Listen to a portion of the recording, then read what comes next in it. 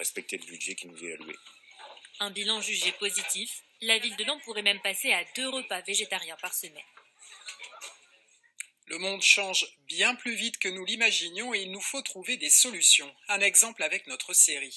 Aaron Tanzit et Jérôme Arignon nous emmènent à la découverte de l'Ermitage.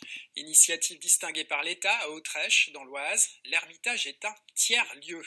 Vocabulaire un peu obscur pour désigner un espace où les gens inventent l'avenir ensemble. Série réalisée avec Simon Boré et Nicolas Duchet.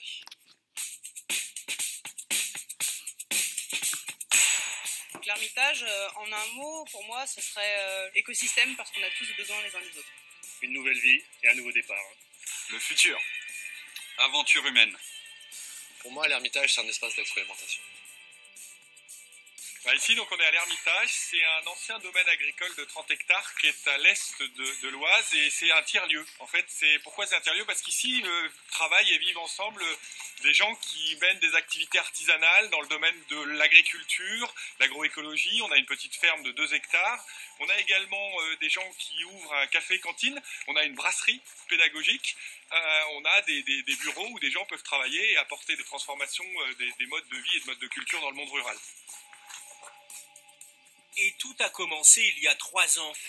Ce que je vous propose, comme on a une semaine assez chargée, c'est qu'on s'y mette et qu'on se souhaite bonne chance et bon courage pour la semaine. Jean Carinti est un enfant du village, ancien cadre de la mairie de Paris. Avec une poignée d'amis, il achète le domaine 300 000 € hors investissement. Depuis qu'on est arrivé sur le site, on a à peu près investi 1 200 000 €. Et c'est encore pas suffisant. Un projet comme celui-là nécessite à peu près 3 millions d'euros et on travaille notamment avec des partenaires publics et privés pour réussir à les réunir. Et développer la micro-ferme, 3 hectares de terre cultivés par Edwige et Valérie. Alors ici, en agriculture biologique et en bio-intensif. C'est-à-dire que bio-intensif, on resserre les semis, on resserre les repiquages pour permettre, ça a plusieurs intérêts. Déjà on peut produire plus sur une même surface et également ça permet d'avoir un couvert végétal assez rapidement et donc ça limite l'évaporation de l'eau du sol, ça permet de gagner du temps en désherbage et du temps en arrosage, en maraîchage, c'est précieux. Je pense que c'est bon là Valérie, on doit pas être loin des 4 kilos en tout. Ok. À 55 ans, pour Valérie, c'est un changement de vie. Après 30 années dans l'industrie, dont une majeure partie chez Continental, il a voulu donner un autre sens à son travail. Voilà, j'avais envie d'un retour à la nature, hein, et de quelque chose qui sonnait plus et qui avait plus de sens pour moi. Donc voilà, je me suis retrouvé dans le maraîchage. Aujourd'hui, malgré les 50 heures de travail hebdomadaire, impossible encore de se verser un salaire. Salut Michel. Salut Michel.